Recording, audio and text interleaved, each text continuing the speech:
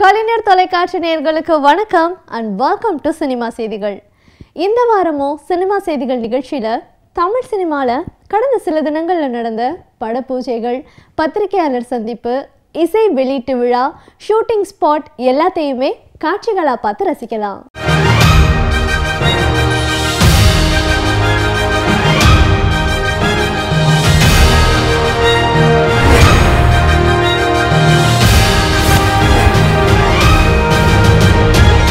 ஒரு படைப்பாளியின் கனவு என்பது எல்லையற்றது.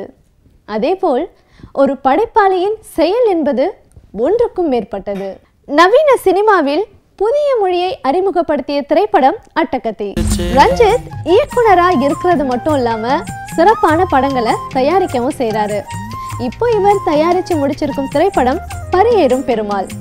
இதை தொடர்ந்து தினேஷ் ஹீரோவா நடிக்க அரியனை இயக்குனரா அறிமுகப்படுத்தி ஒரு படத்தை துவங்கி இருக்காரு. ஆர் கண்ணன் இயக்கத்துல அதர்வா ஹீரோவாக நடிக்கும் பூமரங் படத்துல நடிக்கிறாங்க இந்துஜா. மிஷ்கின் இயக்கத்தில் பி.சி. ஸ்ரீராம் ஒளிப்பதிவில் சாந்தனு ஒரு படத்துல நடிக்க இருக்காரு. இந்த படத்தை லிப்ரா புரொடக்ஷன்ஸ் தயாரிக்கிறாங்க. சாந்தனுடன் இணைந்து நித்யா மேனன், சாய் பல்லவி இவங்க 2 பேருமே நடிக்கிறாங்க.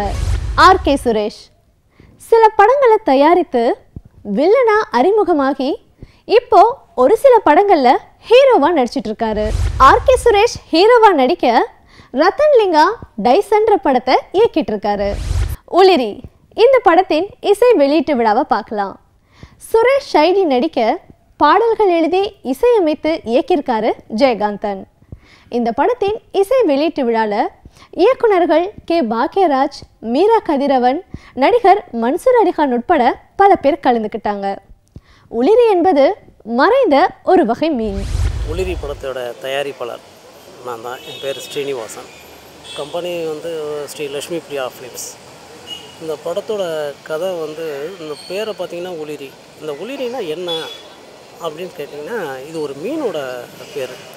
அந்த மீன் பார்த்திங்கன்னா தஞ்சை மாவட்டத்தில் சில அந்த ஆற்றுல பார்த்திங்கன்னா ஒரு சில நேரங்களில் ஒரு குறிப்பிட்ட நாள் தான் அது இருக்கும். அந்த மீனை வச்சு இந்த கதையை டைரக்டர் சொன்னார். இந்த கதை ரொம்ப பிடிச்சிருந்தது. இந்த படத்தோட இயக்குனர் ஆர் ஜெயகாந்தன். இந்த உளிரிங்கிறது ஒரு மீனோட பேர். மீன் எப்படி இந்த உளிரி மீன் அழிஞ்சுதோ அதை போல் என்னோடய கதாபாத்திரத்தில் ஹீரோனியும் அவங்களும் அழிஞ்சு போயிடுறாங்க. அதை பேஸ் பண்ணி தான் நான் இந்த கதையை பண்ணியிருக்கேன். என்னோடய பேர் சுரேஷ். எனக்கு இது 3வது படம் பண்ணுறேன். உளிரின்றது ஒரு மீனோட பேர். அது நிறைய பேருக்கு தெரியல. நானும் டைரக்டர்கிட்ட கேட்டு தான் தெரிஞ்சுக்கிட்டேன். இந்த படத்தில் 5 சாங் இருக்குது. 5 சாங்குமே ரொம்ப நல்லா வந்திருக்கு. உளிரின்ற படத்தில் ஹீரோவோட லீட் கேரக்டர், த்ரோட் கேரக்டர், அது காமெடி கேரக்டராக கருத்தக்குட்டின்னு ஒரு ஹீரோ ஃப்ரெண்டு கேரக்டர் பண்ணியிருக்கேன். மறைந்த நடிகை ஸ்ரீதேவியின் கணவர் போனி கபூர் தயாரிப்பில் வினோத் இயக்கத்தில் அஜித் ஒரு படத்துல நடிக்க இருந்தது உறுதியாக்கப்பட்டது. அசுரவதம் படத்தில் நடித்து கொண்டிருக்கும் சசிகுமாரின் முந்தைய திரைப்படம் கொடிவீரன். அசுரவதம் திரைப்படத்தை ஏப்ரல் 13ஆம் தேதி வெளியிட திட்டமிட்டிருக்காங்க. அதுக்கு முன்பாக அசுரவதம் படத்தின் ஃபர்ஸ்ட் லுக்கை இயக்குனர் கௌதம் வாசுதேவ் மேனன் வெளியிட்டிருந்தாரு. கடந்த வியாழக்கிழமை ஆக்டர் விஜய் சேதுபதி அசுரவதம் படத்தின் ட்ரெய்லரை வெளியிட்டிருக்காரு. மாற்றான் மோஷன் கேப்சர் டெக்னிக்கை பயன்படுத்தி எடுக்கப்பட்ட முதல் இந்திய தமிழ் திரைப்படம்.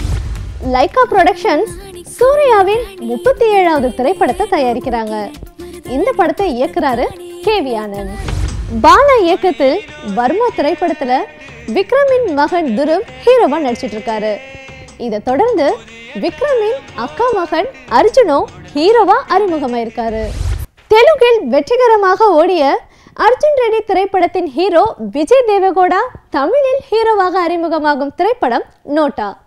இந்த படத்தின் துவக்க விழால இயக்குனர்கள் ரஞ்சித், ராஜேஷ் உட்பட பல பேர் கலந்துக்கிட்டாங்க. இந்த படத்தை ஸ்டூடியோ கிரீன்காக தயாரிக்கிறாரு ஞானவேல் ராஜா. இந்த தலைப்பு சத்தியமாக நான் சொல்ல, அவங்களா யோசிச்சு வச்சுருக்காங்க. அதை நோட்டாங்கிறது இன்னைக்கு இதை விட ரொம்ப ஒரு அட்ராக்டிவாக ஒரு டைட்டில் வைக்க முடியுமான்னு தெரியல.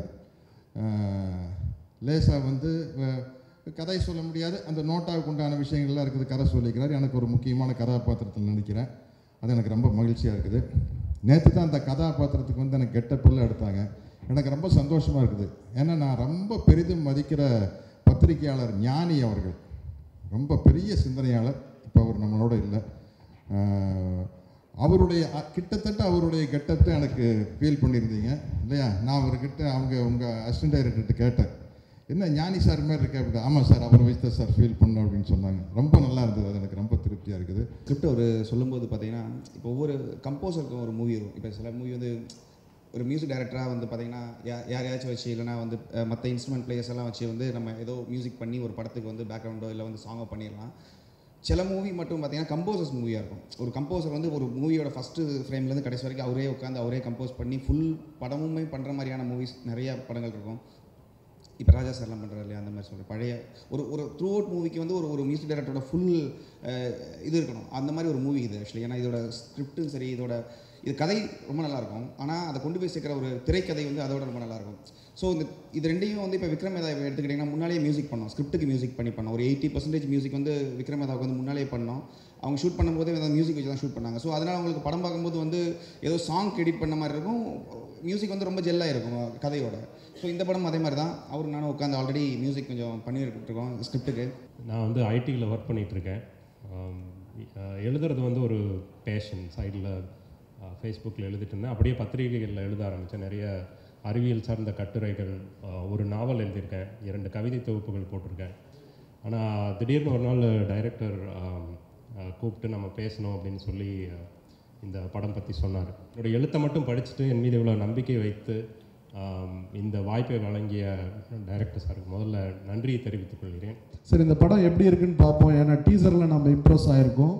படம் வந்து நம்மளை எந்த அளவுக்கு திருப்திப்படுத்துது பார்ப்போம்னா, டீசரில் என்ன இம்பேக்ட் கிடைச்சதோ அதை விட பல மடங்கு திரைப்படத்தை வந்து நம்மளுக்கு ரொம்ப ரசித்து, நம்ம எட்ஜ் ஆஃப் த சீட்டுன்னு சொல்லுவாங்க, அப்படி நம்மளை கட்டி போட்டு ஒரு இயக்குனர் வந்து கதை சொல்லியிருந்தார்.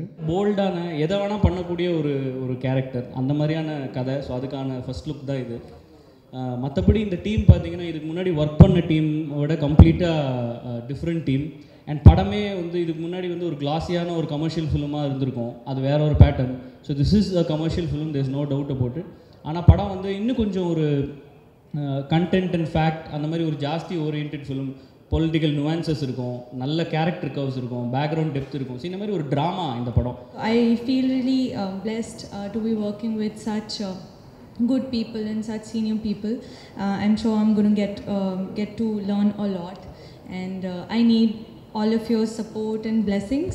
சினிமாவில் கதை சொல்கிறது எவ்வளோ முக்கியமோ கதைக்குள்ளே அரசியல் இருக்கணும் அப்படின்ற முக்கியமும் இன்றைக்கி ஏன் இவ்வளோ ஸ்ட்ராங்காக மாறி இருக்கு அப்படின்னு சொல்லிட்டு நம்ம வந்து யோசிக்கணும்.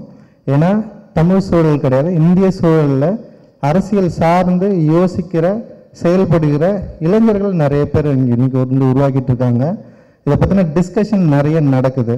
தன்னுடைய அரசியல் செயல்பாடு, தன்னுடைய அரசியல் வெளிப்பாடு, தான் என்ன அரசியலை சார்ந்திருக்கிறேன் அப்படின்றது நிறைய டிஸ்கஷன் இங்கே வந்து புதுவெளியில் தொடர்ந்து நடந்துகிட்டே இருக்குது. ஆனால் எந்த அரசியல் கரெக்டான அரசியல் அப்படின்ற தெளிவு நமக்கு இன்னும் வரல. நிச்சயமாக அது நம்முடைய சித்தாந்தங்கள், நம்ம பின்பற்ற சித்தாந்தங்கள் நிச்சயமாக அது நமக்கு வந்து சொல்லிக் கொடுக்கணும். நானும் வந்து 2 தேர்தல்களில் நோட்டாக வந்து பயன்படுத்தியிருக்கிறேன். நான் இந்த படம் நிச்சயமாக ஒரு டிஸ்கஷனை உண்டு பண்ணோம். அதே நேரத்தில் ஸ்டுடியோ கிரீன் மாதிரியான ஒரு பெரிய நிறுவனத்துக்கு கமர்ஷியல் ரீதியான ஒரு வெற்றி வந்து அவசியம் தேவைப்படுது. ஞானவேல் சார் அவர்கள் பெரிய வெற்றி பெறணும், அவர் தொடர்ந்து திரைப்படங்கள் பண்ணோம் அப்படின்றது தான் என்னுடைய மிகப்பெரிய ஆசை. அதுக்கு இந்த படம் வந்து மேலும் வழிவகுக்கும் அப்படின்னு நான் நம்புகிறேன். ஸோ இந்த படம் மட்டும் இல்லை, இந்த வருஷம் நிறைய படம் அவர் வந்து ரிலீஸ் பண்ண போகிறாரு, நிறைய படங்கள் பண்ண போகிறாரு. எல்லாமே வந்து ஒரு பெரிய வெற்றி அடையணும். ஸோ இது வந்து ஆக்சுவலாக விஜய்க்கும் ஆனந்த் சங்கருக்கும் ஒரு பெரிய லான்ச்சாக இருக்கும். தமிழில் ஆனந்த் சங்கர் ஆல்ரெடி லான்ச் ஆகிட்டார், விஜய்க்கு வந்து ஒரு பெரிய லான்ச்சாக இருக்கும். ஸோ தமிழ் தெலுங்கு ஆக்சுவலாக 2 லாங்குவேஜ்லேயும் ஒரு படம் அமைகிறது வந்து ரொம்ப பெரிய விஷயம். இந்த படம் அமைஞ்சிருக்கு. இந்த ஸ்கிரிப்டோட அவுட்லைன்லாம் எனக்கு தெரியும். அவ்வளோ இன்ட்ரெஸ்டிங்காக, அவ்வளோ ஸ்ட்ராங்கான விஷயங்கள் இந்த ஸ்கிரிப்டில் இருக்குது. ஸோ கண்டிப்பாக இந்த படம் வந்து பெரிய லெவலில் சக்ஸஸ் ஆகும் நான் வாழ்த்துறேன். ஆக்சுவலி எனக்கு ரொம்ப பெருமையாக இருக்குது to be part of Studio Green. இந்த ப்ராஜெக்ட் ஞானவேல் சார் சொன்ன உடனே என்னோடய ரியாக்ஷனே வந்து ஐயோ இந்த மாதிரி ப்ராஜெக்ட் எனக்கு அமையிலேன்ற ஒரு பொறாமல் இருந்துச்சு. ஆக்சுவலி சத்யராஜ் சார், அர்ஜுன் ரெட்டியோட ஹீரோ விஜய் தேவர்கொண்டா, ஸோ இந்த காம்போவே பார்க்குறதுக்கு வந்துட்டு பயங்கர கூலஸ்ட் காம்போன்னு தான் சொல்லணும். And best of luck Anand Shankar. படம் முடிச்சதுக்கப்புறம் பயங்கரமாக பேசி வைரல்லாம் ஆகிடலாம். அதனால் ஆனந்த் சங்கர் சார், அப்புறம் அர்ஜுன் ரெட்டி சார், அப்புறம் அந்த மியூசிக் எடிட்டர், கேமராமேன் எல்லாருக்கும் என்னுடைய வாழ்த்துக்கள். நான் உங்களுக்கு ஒரு வாக்குறுதி கொடுக்குறேன். For all those who loved, for all the people from Tamil Nadu who send me so much love, and all the people from Tamil Nadu who've been asking me saying, Vijay, we want to see you do a film in Tamil. என்னோட performance என்னோட வாய்ஸில் தான் பார்ப்பீங்க, அது guarantee. இன்றைக்கு cinema செய்திகள் நிகழ்ச்சியில் வந்த எல்லா சுவாரஸ்யமான செய்திகளையும் பார்த்து ரசிச்சிருப்பீங்க. மீண்டும் இதே நிகழ்ச்சியில் சந்திக்கலாம். அதுவரை உங்களிடமிருந்து விடைபெறுபவர் சுமையா.